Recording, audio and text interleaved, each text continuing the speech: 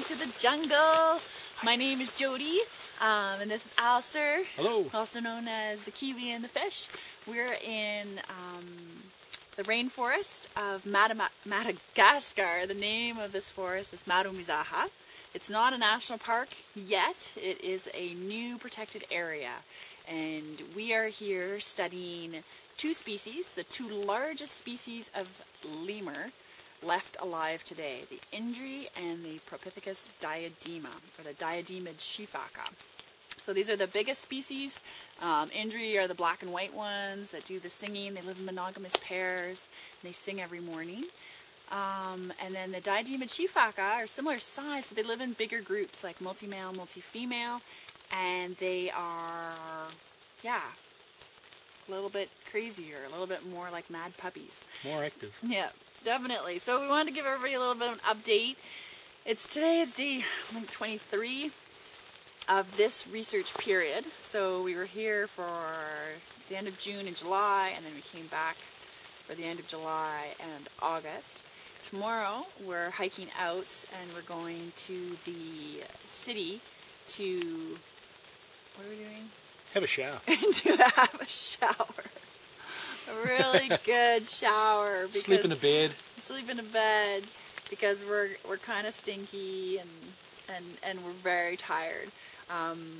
The weather this month started out with, I think, 10 days of solid rain and cold, and I think I was hypothermic every other day, and that was hard to deal with, being cold all the time. But you know, the animals have to live in it every day, so that's part of it.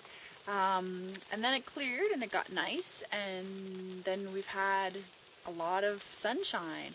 But unfortunately, it's all about extremes here in Madagascar. So within a couple of days of being hypothermic, we had to deal with like serious heat and dehydration because the forest just got super dry. Snakes started to come out, a lot more insects, but just dry and hot, like really hot. So yeah, it's very hard to keep up the water intake when you have to filter all the water and everything. Walking up hills, walking down hills, yeah, walking up hills. Still chasing the animals, but it's been really good. First update on the Propithecus diadema. So last month we had 4 babies within 3 groups of diademid shifaka, and now we only have 3 mom and infant pairs in those 3 groups. The group that had 2 mums and infants, the mum and infant and a couple of other individuals from that group have disappeared. So we don't know what's happened to them. They could have died. They could have just split and formed their own group. We might run into them again sometime in the future, but I've lost that one individual, Rambu, and her infant, Fio. However, we've started to habituate with the help of a new guide, group number 4, which lives in very, very tricky territory, Alistair's nemesis territory. But but it takes a long time. It takes a long time to be able to actually closely observe these animals. It takes weeks, sometimes months. So that will be ongoing while we're in Tana. And we know that they have a baby. We've named the baby Fali. And mom means happy. Yes. And the mom's Fulana, which means moon. So we know that they have a small group, but we don't know too much about their territory yet, and yes, they're not quite yet habituated. But hopefully, when I get back, they will be. But Alistair also has very exciting news about Indri. Most of the Indri haven't had babies. Yeah. But a couple of weeks ago, we were actually looking for Propithecus diadema, and Jody and I caught a glimpse of 2 Indri, and there was another one hooting wildly because alarming. They weren't habituated. And as one of them took off, sort of in a slight angle away from us, we both thought we saw this little black blob on the belly, on the ventral area. It was really funny because I was staring through my binoculars, Alistair was looking really hard, and we just all of a sudden, like, after she jumped, like, looked at each other like, did you see that? What did you see? What did you see? Yeah, so not 100% sure at that stage, sort of about 90% sure.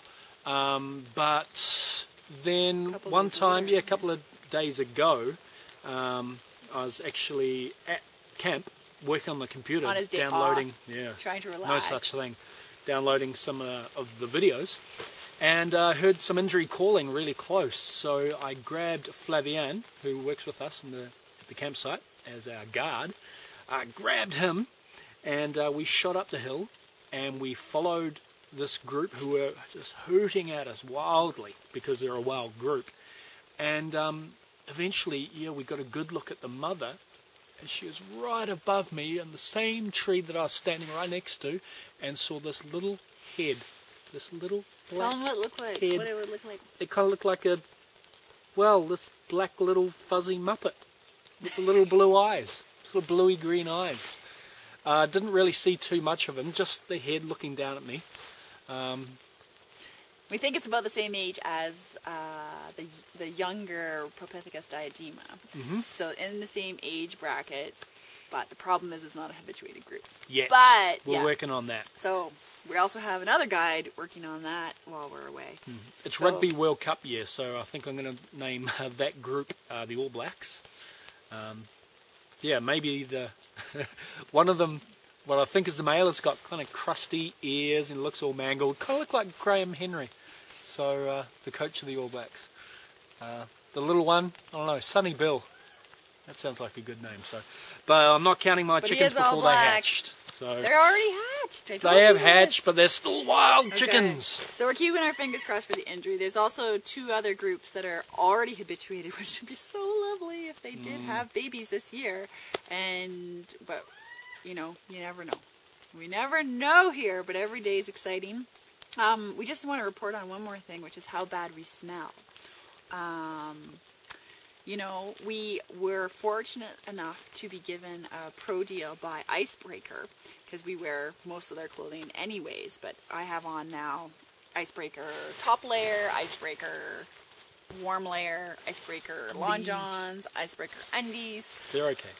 Yeah, they're okay, but honestly, I think, the good thing about Icebreaker is that it stays odor free, and because it's special wool material, it's really good Merino. in conditions like this, merino wool.